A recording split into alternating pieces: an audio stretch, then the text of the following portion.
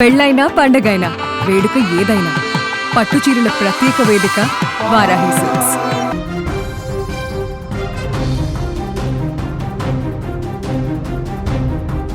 నిన్నటి వరకు ఆ ఇల్లంతా మంగళ వాయిద్యాల మోతతో మారుమోగింది.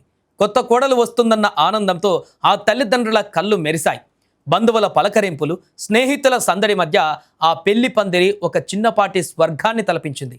కానీ విధి ఎంత బలవత్తరమైనదో కానీ ఆ పచ్చని పందిరిలో విషాదపు ఛాయలు అలుముకోవడానికి ఎంతో సమయం పట్టలేదు.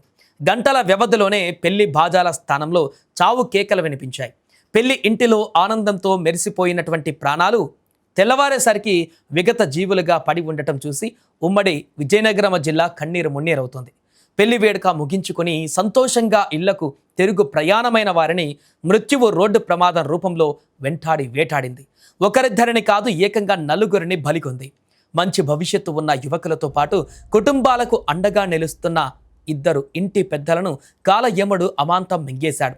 విజయనగరం జిల్లా జామి, డెంకాడ మండలాలలో జరిగిన ఈ దారుణ ఘటనలు ఉమ్మడి జిల్లాలో తీవ్ర విషాదాన్ని నింపాయి. ఇక పాచిపెంట మండలము తోట వలసకు చెందిన లావణ్యకు, జామి మండలము అన్నమరాజుపేటకు చెందిన సత్యనారాయణకు రాత్రి అంగరంగ వైభవంగా వివాహం జరిగింది. పెళ్లి వేడుక ముగిశాక ఉదయం 5 గంటల సమయంలో పెళ్లి బృందం ఆటోలో తిరుగు ప్రయాణమైంది. మరో 10 నిమిషాలలో క్షేమంగా ఇళ్లకు చేరుకుంటారన్న ఆశలతో వారంతా ఆనందంగా మాట్లాడుకుంటున్నారు.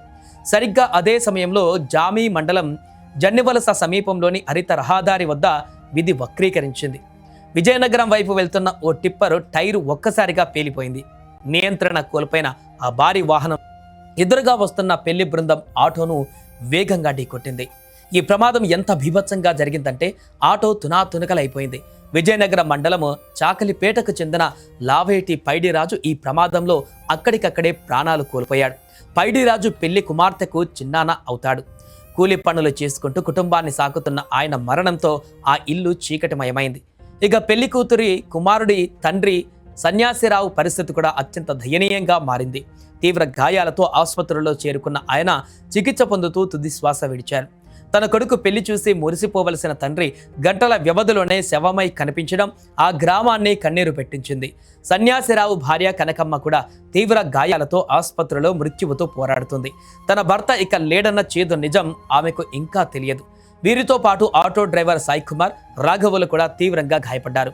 ఎస్ఐ వీర జనార్దనరావు ఈ ఘటనపైన కేసు నమోదు చేసి దర్యాప్తు చేస్తున్నారు. పెళ్లి పందిరలో భాజా భజంత్రీలు మోగవలసిన చోట ఇప్పుడు శవాల మీద పేలిచేటువంటి కాసులు చప్పుడు వినిపిస్తుంది.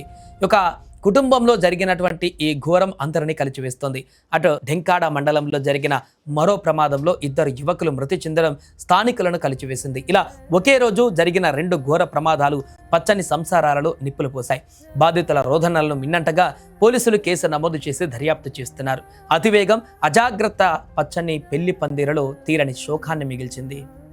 నేను పడుకుండిపోయాను. ఏడు తెలిగిందో తెలీదు. బాంబు పేలినట్టు సౌండ్ వస్తే రోడ్డు మీద పడిపోయినట్టు తెలియదు. చూస్తే చనిపోయారట్టు ఇప్పుడే చెప్తాను.